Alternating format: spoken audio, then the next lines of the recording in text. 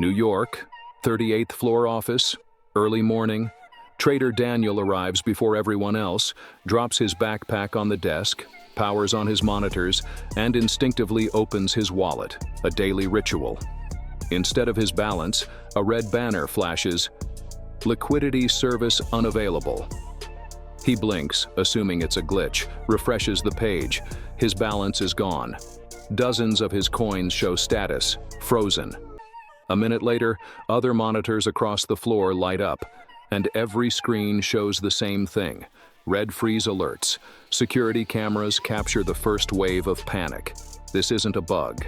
This is a system failure. Within an hour, thousands of traders around the world see identical screens. Exchanges post cold, vague updates about issues with liquidity providers, but none names the source. Blockchains still run, but cutting liquidity means shutting down trading in real terms. Wallets reject transactions. Orders stop executing. Trade history starts disappearing. Nobody understands what actually broke. For years, it seemed like the crypto market had finally grown up. Institutions entered, funds promised protection, liquidity was distributed by automated nodes, stablecoins provided stability, exchanges claimed they were ready for any load. Everyone believed a second FTX was impossible.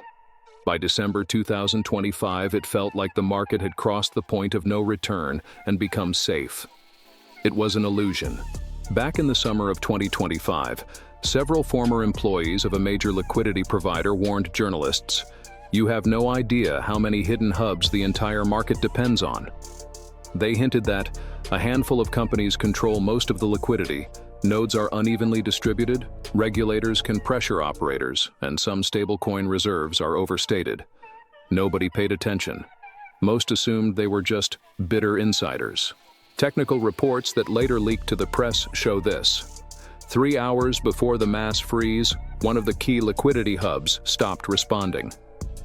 Engineers tried shifting the load to backup nodes. The system couldn't handle it. The reserves of major market makers were lower than declared. The volume of orders they were supposed to cover went deep into the red. Exchanges hid the truth, hoping the problem would be fixed quickly. But this wasn't a glitch anymore. It was a broken chain no one had prepared for. When investigations begin, the truth becomes clear. The entire market depended on just a few liquidity hubs operating inside a closed consortium. And the worst part, regulators knew this earlier than anyone else and started applying pressure. The goal, full control over the flow of digital money. That's why several networks began shutting down at the same time. It looked like a technical malfunction, but it was a political move designed for a domino effect. When the world woke up, it was already too late. Frozen stablecoins, orders stuck for billions, vanished low-cap tokens, several Asian exchanges shutting down, and mass bankruptcies of traders using leverage. Forums flooded with messages, balance zero, history empty, exchange offline. It became the largest freeze of funds since the beginning of the crypto era. And the key point, nobody could explain to ordinary people what actually happened. This wasn't a crash. This was a stress test, one that revealed the truth. The crypto market depends on an infrastructure controlled by a few. And as the underlying vulnerabilities become impossible to ignore, 2026 is shaping up to be the decisive year. Regulators will intensify pressure, exchanges will quietly consolidate, and major funds are preparing to play against the crowd.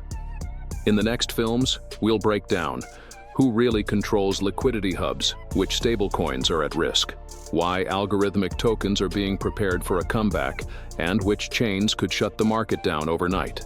Hit subscribe. Where the crypto market is headed, ignorance costs more than any coin in the world.